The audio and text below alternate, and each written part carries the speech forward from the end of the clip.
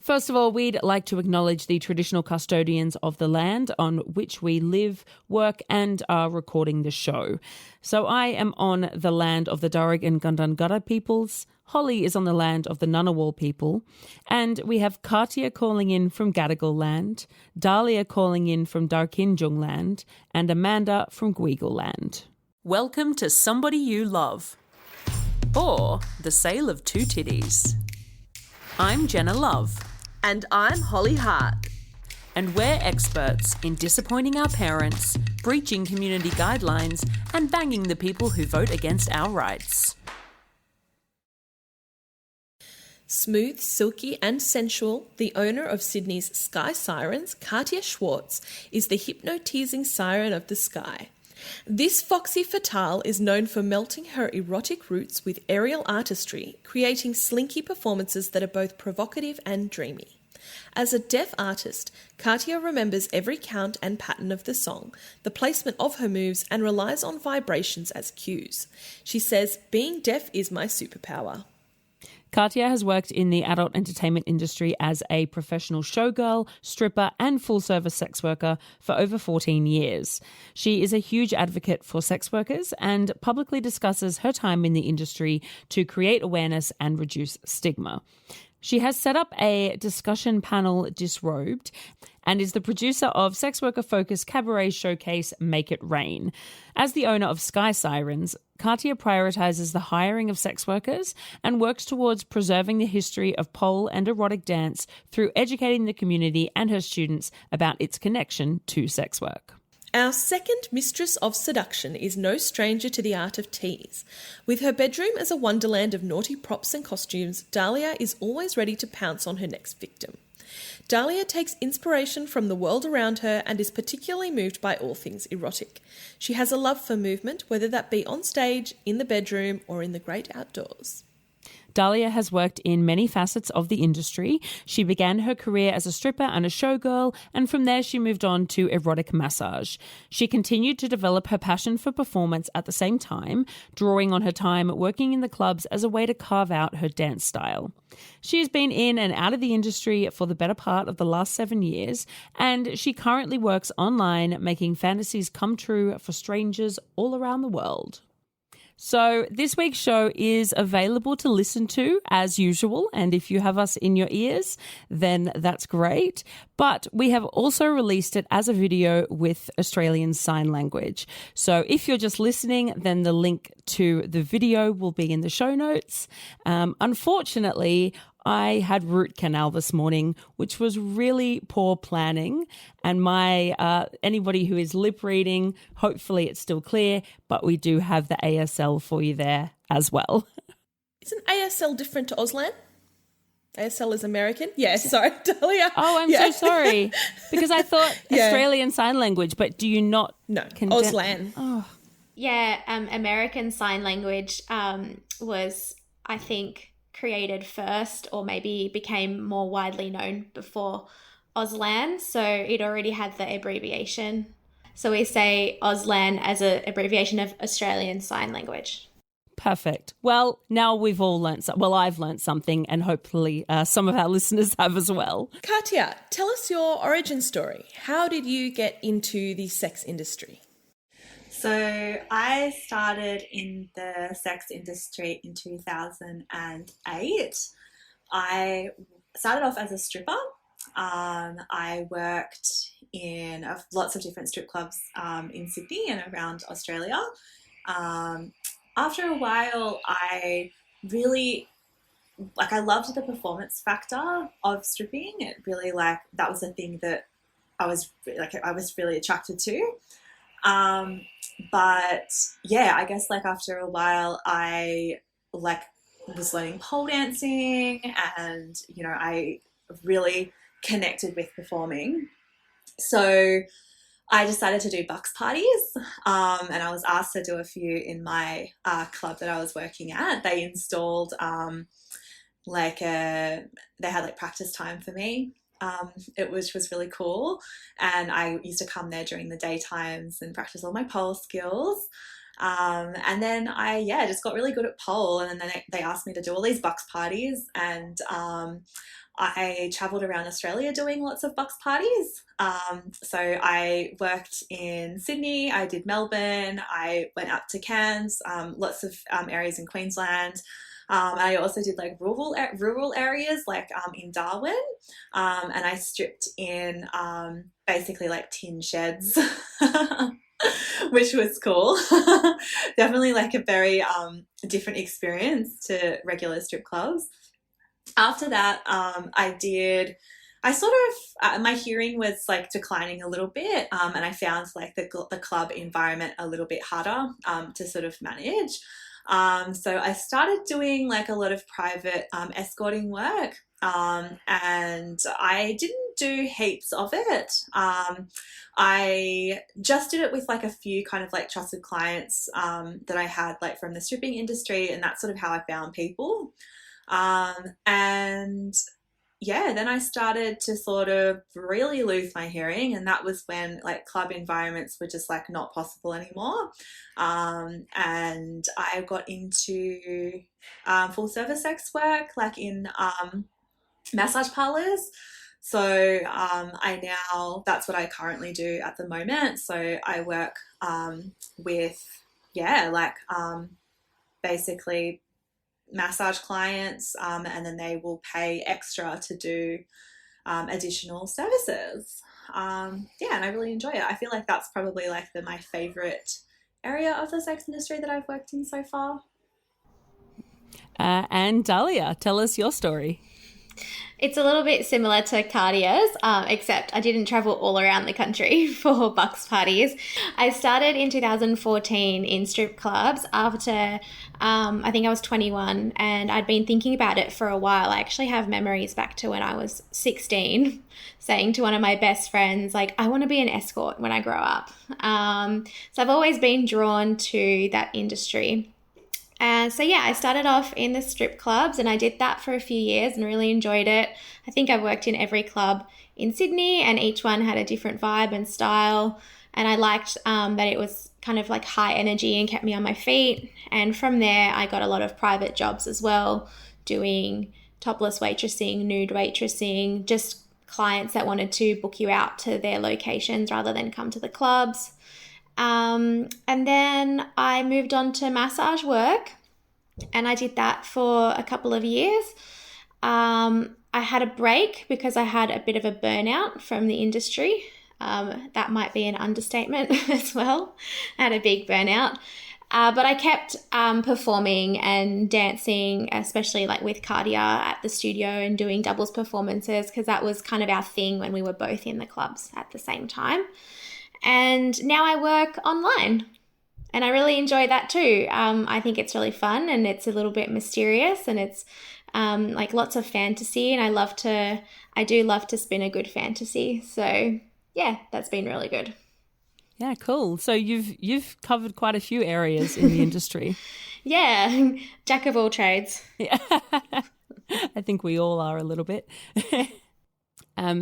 Could either of you or both of you talk about what is similar or different about the world of stripping or working in a strip club versus working in a brothel? There's obviously a lot of similarities between the different areas of sex work. I have worked in pretty much everywhere, so I've been able to see like a very distinct difference between the two different environments, but also similarities as well. I guess the similarities would be like a lot of the talk in the change room. I think like the camaraderie that happens in strip clubs is quite similar to brothels. And I think that like at the end of the day, like all sex workers are the same. Like, you know, we all talk about the clients, like we all, you know, like to debrief like about all of our different customers that we've had and just our nights and our lives and stuff in general. So I feel like that's definitely a massive similarity. I guess like in terms of differences, the thing that I find like really different, like for me personally, working in massage and full service work is the dynamic between myself and the customer. I find when I was working as a stripper, it was often like environments where I was the naked one. And I was the one, like when a person's naked, like they're essentially vulnerable. And the customer was fully clothed. And now that I work in massage, you're both completely naked. So there's like a sense of like equality there. And like the dynamic is very like equal and balanced, and it doesn't feel like and both people are there, feeling vulnerable like about our bodies and like about the experience. And that's, I think, something that I really enjoy, because I like to feel like I'm on the same sort of like level with somebody, rather than just feeling like there's that division. I think sort of in stripping I felt a little bit more like objectified, because I was sort of like on show, whereas like in full service work, it's more, like I feel like in full service work, it's definitely more, like you have more of like an intimate, like a relationship with the client. It's more like you're both like enjoying the experience together, rather than it being two completely different perspectives. Yeah, I don't know. That's really interesting. It makes a lot of sense, and I wouldn't have thought about it. So, yeah. I think the work in a strip club, I think, can be a lot more physically demanding. Just like walking around all night in your high heels, which are usually 7 to 8 inches, and doing stage shows, and depending on the club you work at and how many girls there are on in a night, that you could be doing one show every hour, which is quite a lot. There's also it's a lot different with like objection handling with customers, because you're dealing with people who are drunk and on other substances sometimes as well, whereas it's not as common in brothels. People have been drinking, of course, especially if it's been at night, but most places don't offer alcohol, or if they do, it's kind of like a complimentary glass on arrival, and it's expected that you kind of have your wits about you at the brothel, whereas at the strip club, you're trying to actually get them to drink more so that they spend more. And then in terms of that, like having impacts on your health as well, I definitely used to drink a lot more when I was a stripper, and I basically don't drink at all since then. So I think those are like really big differences that I found, just, having the impact that it has on your body, just night by night, the work that you're doing, but also long term, like what you're consuming. You're also expending a lot of energy and not really eating much and stuff like that. So I definitely think that that's a huge thing with stripping versus massage work. Yeah.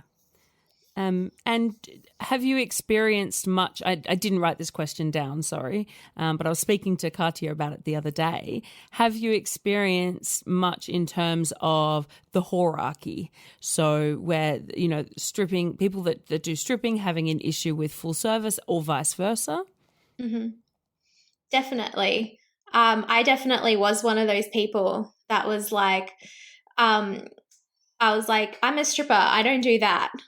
And then I did that, and I was like, this is so much better than, in my opinion, I was like, this is so much better than the other work. Or even in more subtle ways, it would come out like, when we're chatting to each other in the back room and be like, oh, another guy asked me for a hand job. Like, oh, if you want that, why don't you just go see someone at a massage parlor or something?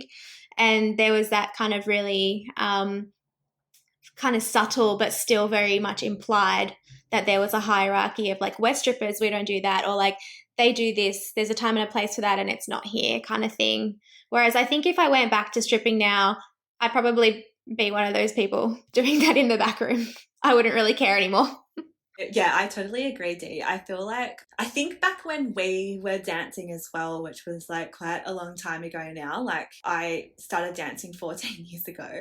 And back then, there was a lot of stigma for sex work just in general. And stripping was definitely like the least stigmatized sex work that you could do, because actually online work wasn't really a thing.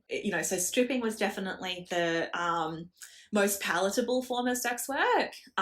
And even I remember like in the clubs, like I used to do extra services in the club, nothing like or even remotely like even comparable to what I do now. Like, I look back and I'm like, oh my gosh, I thought that was very taboo, but anyway. But I remember actually it was like a dance with you, Dee, like we did it together. I don't know if you remember this actually. Maybe, but we'll see. It was that customer with that really disgusting breath. And he kept going on our nipples. And like yes, and it was like the train of the nipple. Anyway, so it was the nipple train. We all had to like stand. Yes, it was like we all had to stand there was about 4 of us or something like in this private show, and his customer just would like a little baby just like take turns on just like sucking each of our nipples. And her and I were just sort of standing there. We were like, like kind of like dying because it was so gross. Because my boobs like smelt like breath afterwards. Like it was disgusting. Anyway, like we did that, and I remember like we got heaps of money for it. Okay, like, and I was actually fine with it. Like I didn't really feel like it was. I just didn't like the breath. Like the actual act of it was a bit odd, but it was fine. Like I was just like, oh, whatever. Like the dude wants to do that. That's fine. But I remember telling another girl, and I think I remember telling you this, Dee, and we were kind of talking about it afterwards, and I said to her, she was a stripper, and I said to her, I said, oh, like, this is what I did, like, and I was really excited about it. I was like, yeah, like, I forget how much money it was, but I made all of this extra money last night, and she was like, oh my God, I can't believe that you let a customer do that to you. That is so disgusting. And like, this is another like stripper, like we're talking about, like this isn't some random civilian person. Like this is somebody who like literally grinds on guys' laps as her job. And she's telling me that like, another part of something that I do is disgusting because she doesn't feel comfortable doing it. Like it's just and that kind of really hit me, and I felt a lot of shame about like that particular booking for a really long time. And I think sometimes like the effects that the hierarchy has is often more impactful when it comes from this like other sex workers. Like I find it, it's almost like, especially at the time, because at the time, like it was such a long time ago, and, it was, definitely, like not how it is now. And also like once I accidentally had sex with a customer, like, and not accidentally, like as in I accidentally prostituted myself to a customer. Like I wanted to do it for free because like the customer was hot, but I actually didn't realize that he thought that it was a transactional experience. Oh no. So like at the end of the experience I got lots of money. Like he just put it in my bag, and I was like, cool. And I was like, I didn't tell him. I was like, oh fuck that, I'm gonna take the money, like as if like and then I went back for more the next day. So like even back then it was like, like that experience, like that was like kind of the first time I had done any kind of full service work, and I actually just fell into it. Like I kind of was just like, like I accidentally got paid. So that was like my very first ever like booking. It was like accidental prostitution. And I was like, and I said to like my friends, I was like, so say for example you have sex with a guy and like then there's all this money in your bag. Is that really whoring? Is it really? And everyone's like, yes. And even like, oh, it's actually fine. Even then you were trying to be like, but is it? Because that hierarchy structure was still like so strong. I feel like it doesn't count because you didn't know that's what you were doing. I don't think. Well, the fact that you took the money afterwards, I guess. But it's in a grey area. Yeah, it's in a grey area.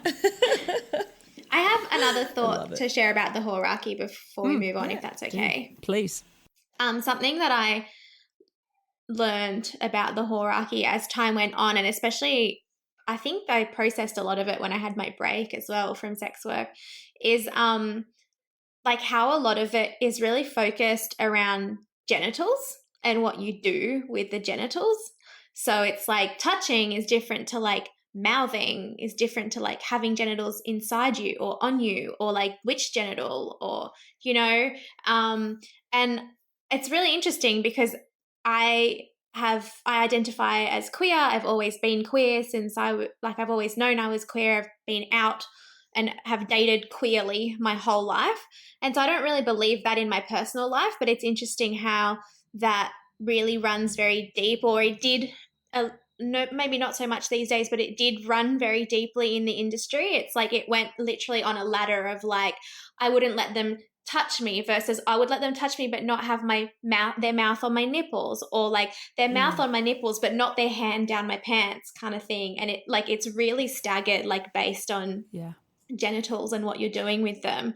Whereas now I think at least me and Katia understand that like touch is touch and intimacy is intimacy, and that's what you're selling at the end of the day. Because, you know, you could sell 3 hours with a guy at the strip club and like sit on his lap and stroke his hair and talk to him and be really affectionate and intimate, and that might be harder work than doing like you know, a full service booking for 45 minutes where they touch all your holes but they don't really connect with you on a deeper level. And so yeah, that's something that I learned on my journey.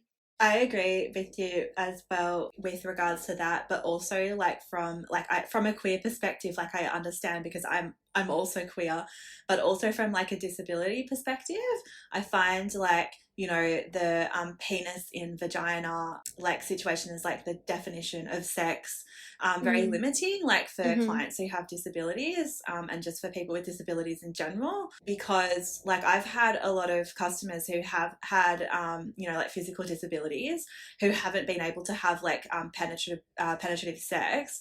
But they have like other, you know, erotic zones in their body, and just because like it's not, you know, penis in vagina sex or like, you know, to do with like genital, doesn't mean that like that person is not like having a sexual experience. And I actually think it's like quite ableist like view of you know, of sex to actually like reduce it to you know, like literally just some stuff to do with genitals. Like I think it's just very very limiting, and definitely not like what sex should be, and that's why I think that like the hierarchy is just like absolute bullshit, because like, you know, it's like we're all selling like a sexual experience, like we're all selling like intimacy, like no matter what part of like the sex industry you're in, like it's all one and the same. It's just different people have different kind of ways of experiencing sex, and as sex workers that we're there to provide like whatever service that kind of is. Who misses free and affordable ads without all the anti-sex rhetoric? Assembly 4 is a team of sex workers and technologists based out of Naarm, Australia, who have a specialised understanding of the complex challenges workers face and are dedicated to providing solutions to amplify their voices. Assembly 4 was founded on the belief that impact is more important than profit. They strongly believe that having the ability to make decisions about our bodies and sexual lives is a fundamental human right. Anyone should be able to make these choices without fear, violence, or discrimination. Sex workers are still fighting for this right. Tryst.link is a directory that lists thousands of independent adult entertainers, escorts, BDSM, kink, video, massage, and much more. They also have a huge amount of educational resources and blog posts about the sex industry that are well worth a look. Check out their website assembly4.com, that's for the word, not the number, for more info. So moving on to talking about disability, thank you for the segue, Katia. So we noticed when we were preparing for this recording, and I was talking a little bit with you back and forth, that you capitalised the D in the word deaf. Can you explain why that is? And I guess the question is that something that you would like for hearing people to adopt as well? I will answer this question in Auslan just for a little bit of a mix-up since it's connected to deafness. Yeah. Great. So in the deaf world and in the deaf community, there are a lot of different identities that fall under that umbrella of being deaf. So not all people identify necessarily as one type of deaf. So for example, I identify as capital D deaf. And capital D deaf for me denotes a cultural deafness, not just a physical deafness. So it means things like we use Auslan, we socialise with other deaf people, we're involved in the deaf community and its culture. Lots of capital D deaf people have a lot of pride in their identity as a deaf person.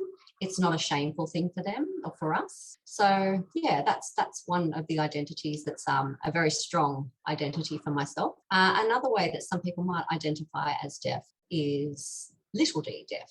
And basically people with that sort of deafness or who might identify as that don't generally have a connection to the capital D deaf community, to the cultural community. My grandmother, for example, I would call her deaf with a little d because she wasn't involved in the culture. She didn't use the sign language. She didn't have any involvement in the deaf community. So my grandmother was profoundly deaf as well, but would still identify as little d deaf. So yeah, that's two different ways of identifying as deaf within the community.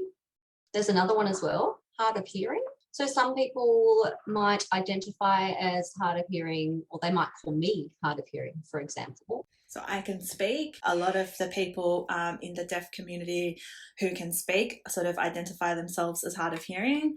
I can also hear, like I have hearing aids, so I'm still profoundly deaf, which is why I identify as like deaf with a capital D, because I do know Auslan, I am involved like in the deaf community, and I also like to sort of challenge like what people's idea of deafness is, and that's why I don't identify as hard of hearing anymore, because I think that there's like such a diverse range of deafness, and just because like I can speak and I can hear with my hearing aids a little bit doesn't make me any less deaf than somebody who doesn't speak. So that's why I like to use that label. And another way, fourth way, is people who describe themselves as hearing impaired. And so that's a very medical perspective of disability, a very medical perspective of deafness. It's used very much in the medical community, and it's sort of the way doctors and nurses sort of give that label to people who have lost their hearing. So they're often called hearing impaired.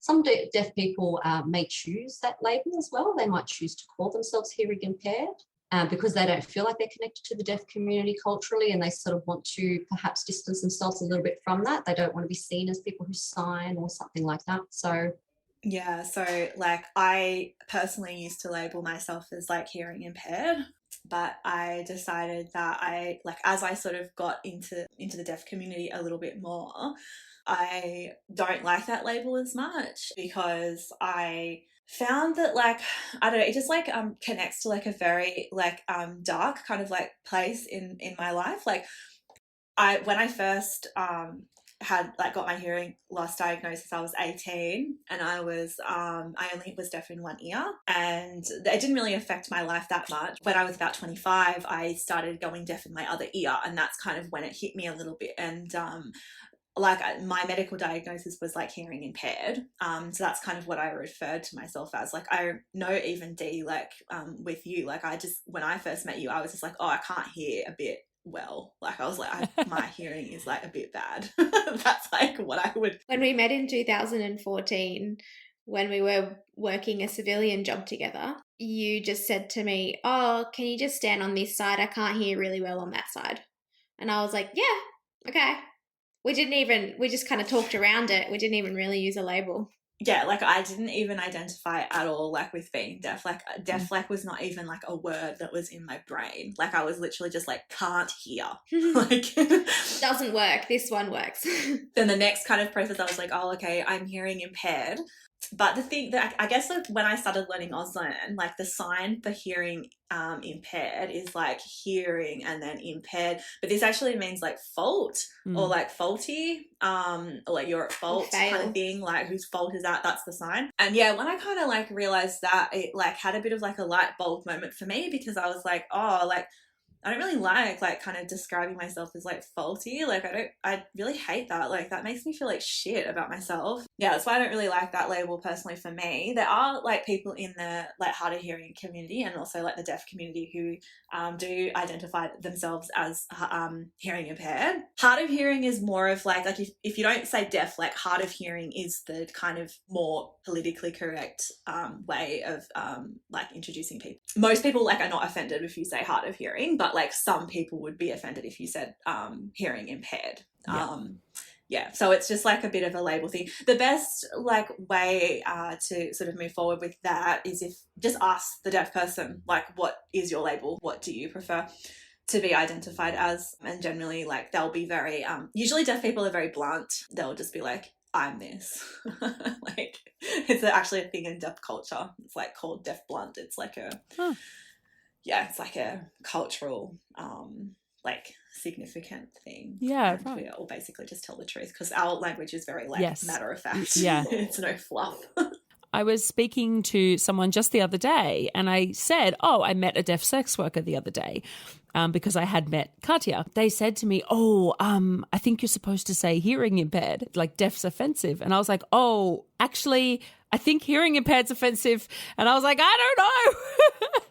So anyway, the lesson is you ask. And that applies to so many different things, doesn't it? How have clients reacted to you being deaf? I've had like some positive experiences and some like negative experiences. There's definitely they're all very mixed. Generally, I don't tell people that I'm deaf. I feel like I'm very like passable as a hearing person. Sometimes like I can sound a little bit funny. If I don't have my hearing aids on, I sound like quite deaf. I've got my hearing aids on at the moment, so I sound sort of I sound okay? Yes. Yeah. when I can hear myself, I'm pretty good. But when I take my hearing aids off, I sometimes slur my words a little bit. But I always have my hearing aids on at work. So I tend to not tell them. I have it written in my bio, like on the brothel website, like it's in my bio, just in case. I don't want a client to like book me and not be okay with it, like if it does come up in the room. Whereas like if I just don't mention it, like when in like a meet, then it sort of feels a bit, it's fine, like they've met me kind of thing. But then I feel like it's one of those things where I'm like, I kind of have to tell them, but like, do I? And if their head is like down on the massage table, sometimes like they're talking shit and I can't hear them, and I have to be like, there's a reason for that, I'm not just being rude. So generally I'll tell them like after they've booked me and after they've paid the money. Sometimes like clients, I have a really like lovely client. He booked me from the website, and it said there that I was deaf, and he had never met me before. And he came into the parlour and he actually like learnt some Auslan, like because he thought that like I couldn't speak at all. And he went to like the effort of like, learning a bit of Auslan. It was really sweet. Like it was so nice. It was actually, no one has done that for me before. Like it was really, really lovely. And he just like learnt like basic, like silly things, like not silly like swear words. I love you. You're beautiful. Like, like just stuff like that. So like I had that, like that was a really nice experience. And he was really confused like when he met me, because he was like, what? Like you can speak? Like I learned all that Auslan for nothing. And I was like, no, it wasn't for nothing. Like, it actually really touched me that you learnt that. Like actually, like you are some random client who has like respected me more than like some of my friends who I've known for years who haven't learnt Auslan, So thank you. Like that's, that's really lovely.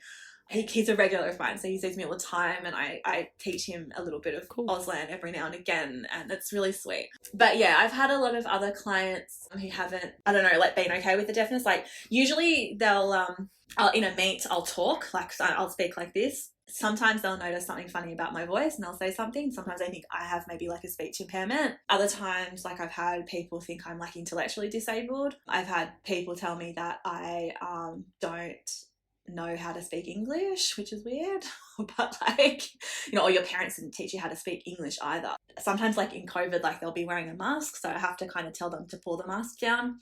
Those clients generally will never book me. So I found like a massive like lull in COVID where I didn't get a lot of bookings because I had to continuously tell people to pull their masks down. At first I was telling them because I was deaf, but then they felt sorry for me and like they wouldn't book me. Like it was kind of just this like look on their face, like where I go all the time, you know, like I'll go to a shop and I'll have to tell someone, oh, move your mask, and then it'll be like a reaction of like they have no idea what to do kind of thing. Like it's this shock. Yeah. Or like, oh, you're different, or for some reason now, even though like I've treated you normally up until this very point, now I'm no longer going to treat you normally because like I know something about you and I'm now really confused, you know. And it's like, and that's a lot of clients just can't be bothered to like deal with that aspect of me. Like they're like, I can't be bothered to like learn how to communicate with this person. Like it's too hard to know how, you know, like even though like I'm actually really capable, like I can speak like really well, and like I can handle myself with my hearing aids like really well. Like I really can integrate very easily in the hearing community. Like I have done that my entire life, and like literally so is every other deaf person. Like, but people just get really like weirded out or something, like they just don't understand, they don't know how to treat you, like they're just like, what? And it was actually really hurtful. Like every single time like I had a customer, like I would just like walk back into the room and I just say to the other girls like, oh, he's not going to book me, like, oh, I'm not going to get booked, you know. And then eventually I sort of found like a bit of like a way around it, and I would say, oh, can you take your mask down, I really want to see your beautiful face. But then some people would move it back up again after I saw their face. Some people didn't, and then, you know, like I could sort of trick them that way. It's like, it's definitely a challenge, like in that environment, being like somebody who has, yeah, like something different about you. I find, yeah, it does work to my advantage sometimes. I tend to pick and choose who I want to tell. Like if, for example, if a client has a disability, I will straight away tell them that I'm deaf and I will get booked straight away. Like I had a client actually who had a facial difference, and part of his like facial difference was that he doesn't have any ears. And like we really connected because like he was also his hearing aids like that he wore was sort of in like almost like a headband, and we were kind of really connected because like I said, oh well, my ears look like normal on the outside but like on the inside they're fucked. And he was like, oh, mine's the opposite. He's like, mine are fucked on the outside but perfectly fine on the inside. Wow. So yeah, I just feel like, you know, clients like that, I immediately seem like more approachable, and it's like a huge advantage because I look very intimidating. Like I've got lots of tattoos and I'm very like pin-up kind of looking, and I've got like a bit of a fierce look. So as soon as I have like something about me that's like a little bit more, you know, like not normal or like not like more approachable, like and more friendly, people will book me. So yeah, it's one of those things where it's like most people don't like it, but then like the ones that do, I make like a really huge and like positive impact on. So it's like, yeah. And it just goes to show that like people discriminate against deaf people. Like it's like literally I was like, oh, I'm doing like a social experiment. I was like, you know, and I know like it's like I am extremely hot, okay? Like like I walk in there and I'm like, I know that it has nothing to do with my appearance. I am smoking. And I'm really good at my job as well. Like I'm not a inexperienced sex worker. Like I've been in the industry for a really long time. Like I know that like my meets are not going badly because of anything that I'm doing. Like it's literally because of the fact that I notice I'm like, oh, he's not going to like I told him to take his mask off. He's not going to come. Also, like clients, they don't like being told like when in the meet like they're vulnerable. They're like, oh, like especially guys who've never been there before, who have never seen a sex worker before, and they're like sitting there and they're fucking nervous and they're like, shit, like, you know, and then some girl comes out and goes, take off your mask, and they're just like, oh my God, like, and then they have to take it off and they're just freaking out because they're like, I'm exposed. Like, you know, those kind of guys, like they don't even, like they're so in their head sometimes, like it may not even really be to do with me. Like they're kind of just like, my God, she told me to like do something. Oh my God. And like they don't even remember me because like I embarrassed them or something because I had to do something. Well, there's already all of the stigma and discrimination going on for sex work, and for them thinking about themselves walking into a brothel, and then you add the layer of disability stigma and discrimination on top of that, and it's just too much for them, I guess. Yeah. Have you checked out the Somebody You Love Patreon yet? For just $3 a month, you can get every episode without ads and you get them a day early.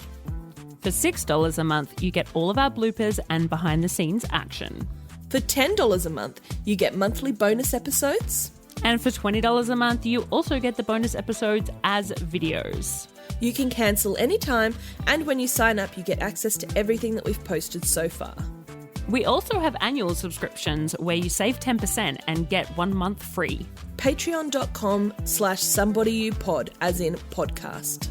You do have to type in the URL because Patreon hides 18 plus creators from the search, so you most likely won't be able to find us by searching. That's patreon.com/somebodyyoupod.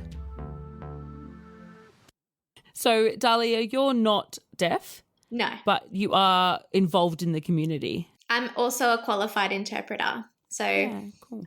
recently qualified, but yes, usually I'm doing what Amanda's doing. Yeah, a backstory for the listeners is that I asked Katia to come on the show, and Katia was like, oh, I'll get, Dahlia to interpret for me. And then she started saying, well, also Dahlia's a worker. And then we were like, well, why don't we just have everyone on the show? And so that's how we've ended up here. So thank you, both of you, all of you, for being here. Would you say, have you found the deaf community to be accepting of the sex industry? I think people being deaf hasn't, in my perspective, hasn't really had an impact on how much they accept or don't accept it. I think the questions you get asked are just a lot more direct and forward, as Kat touched on, like the deaf bluntness before. I think there are some people that like it and some people that don't, in the same as other communities. Yeah, I feel like sometimes like deaf people, I think like any type of like community can sometimes be like more accepting than like any kind of minority group can be more accepting than, like the majority. Like I know like people in the disabled community, outside of being deaf, or people in the queer community or people in the deaf community, like we are all used to people kind of discriminating against us. So when like I tell people that like I'm a sex worker, it's not really, I think they're less likely to, say something, but it is varied, like, because also like, I guess with the deaf community, like they are very like insular because they don't have like a lot of access to the same information and like that our hearing people have access to. So often, like with political views and things like that, they can be, not always, like not with everyone, but a little bit behind, like the 8 ball, because they literally don't have the same level of access to all of the stuff that we get every day. If you're a hearing person, like for example, on me, like I have my social media, okay, and like I'll go through Instagram and I'll be scrolling. And like I can't access like half the content that's like on my social media.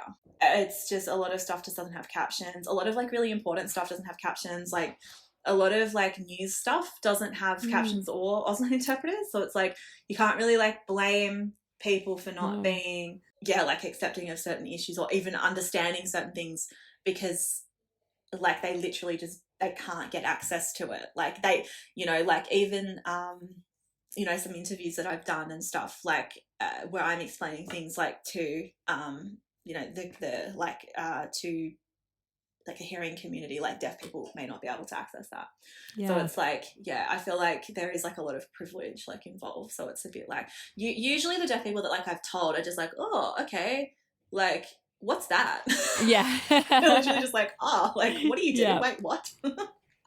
I think like deaf people can be more curious because of that, what you've just talked about, that less exposure to information.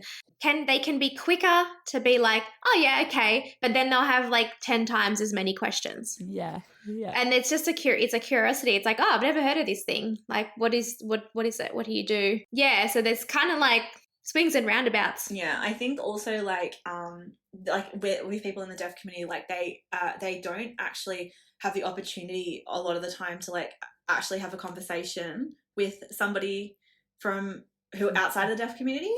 Like because there's always like nobody knows Auslan, So it's like you have to use an interpreter to actually have a conversation. So sometimes like when they meet me, who like knows Auslan, who's like a fellow deaf person, they're like, well, this is like an opportunity to like ask a whole bunch of questions, you know, because they literally have like never met anybody with my job. Like they literally like have not had that opportunity. And it's because like hearing people don't like make an effort to talk to them. I just also wanted to point out, and pull me up if I'm wrong here, if I say anything that's not 100% correct, but my understanding, or what I've been taught about the deaf community, is that it's quite a small proportion of the deaf community who actually have learnt to read English or to understand it that way, that most of the deaf community, particularly who is born deaf, speaks Auslan, and that's the language that they learn. So when accessing things like social media, where things are written just in, for example, English, or just, you know, in that sort of language, it's a lot less accessible for the deaf community. Is that correct? I'd say that what you said about social media being less accessible is right, but I don't think it's a small portion of the deaf community that know English. I think there are definitely people who don't know any English at all, and there are people who are fluent and bilingual in Auslan and English, and then most people sit like somewhere in the middle with varying levels of fluency. But I would say most deaf people that we know and have met have an understanding of English. It might just be at different like fluency levels. So just like meeting people from overseas, you know. I would say, like, I haven't actually met a deaf person that, like, does not know English. Like, I've met a lot of deaf people. Like, it happens, but it's rare. Yeah, like, their English might be not great. Like, their spelling and stuff might be, like, you know, it might look like they, you know, have learnt English as, like, a second language, like, just like like another person who's, like, a non-English speaking background kind of thing. It might look a bit like that. But, no, I would definitely say, like, all deaf people, because Auslan sort of is a little bit like English in some ways, like, you know, like the mouth patterns and everything. Like it's more that like they can't, like they don't, the reason why they don't have access to things is that it's more like the fact that not because they don't understand like the English language, but because like things are not made accessible to them. Like, you know, like having captions, or there being like Auslan interpreters and stuff like that. Like, so it's, yeah, like if it was like all written down, like generally they would be able to understand. Some deaf people who sort of grew up with like deaf parents, or like who are more involved in Auslan, would find big, massive chunks of text quite difficult to understand, like, and comprehend fully. But I haven't met it, like, because when I first started learning Auslan, like I didn't know any, like because I learnt as like in my mid-20s, like I didn't know Auslan before that, and I had to kind of communicate with deaf people like as if I was a hearing person, even though I couldn't really hear as well. So I've been kind of like on both sides. Yeah. And like we are very like perceptive like to people's body language and just certain things like visually around us. I feel like at the beginning I didn't really have that. Like I felt like I kept getting like almost hit by cars because like I was like used to the sensation of like hearing the car coming, because I've grown up hearing the car, you know, and that being my warning for danger. But now I feel like I don't almost die all the time. Good. Because my eyes are a little bit more alert. Gosh. Not dying is good. Yes. I feel like we should say, when we say things like something like most deaf people can speak English, that's dependent on globally, like if they live in an English-speaking country, right? I mean, we're talking about most deaf people, you know, maybe can speak a spoken language, not necessarily English. Yes. Yeah, well, like every country has their own sign language as well. But like, I mean, I was talking about like Australia, of course, or like, you know. And the deaf people we know like here. English speaking. Yes, yeah. Tell us about Sky Sirens and Make It Rain. Make It Rain has been a project 3 years in the work. 2 of those years were stolen by COVID.